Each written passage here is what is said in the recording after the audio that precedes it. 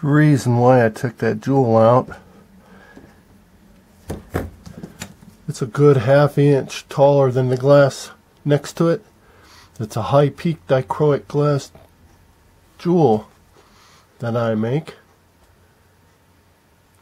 and it's going to go in this hole, but not until I solder the front and flip it over and solder the back. Then I'll drop it right into the front.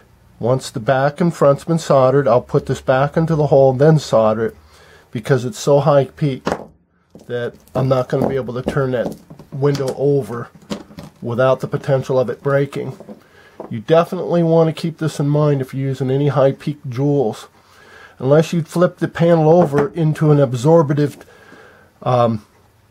material like sponge or carpet or towels or something, you don't want to flip over your window. So it's a good idea to keep your cavity open so that you don't have that problem, that foreseeable problem.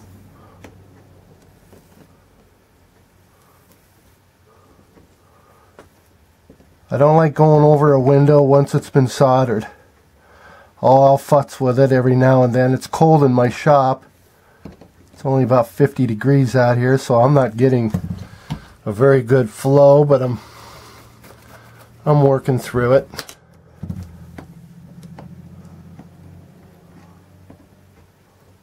It's cooperating to a degree that it's taken a couple passes.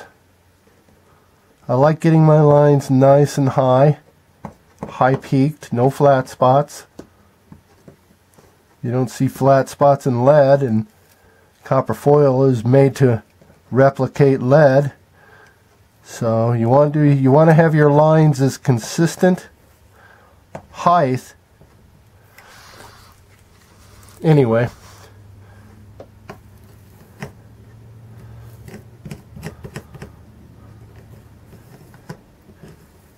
you don't get that quite that needle sharp line when you're using textures, because the textures definitely affect how the foil is going to lay down, and depending on how the foil lays down, that's definitely going to have a bearing on your solder line.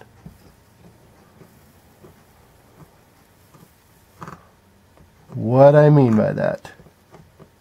Well,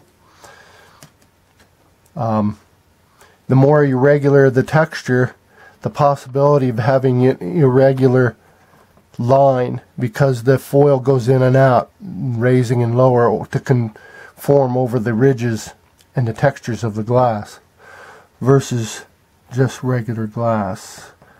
And I'll finish the video up with what I mean regular glass, since I kind of stuck my foot in my mouth on that one.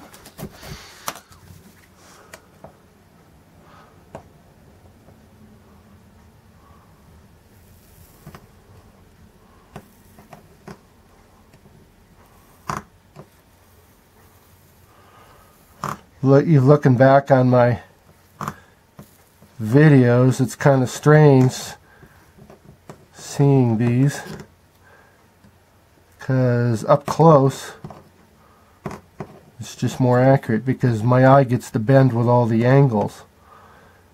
When the camera's fixed in one location like it is, and you see a pretty good quality of movie, it doesn't give you the benefit of seeing dimensionality like the eyeball over the project can.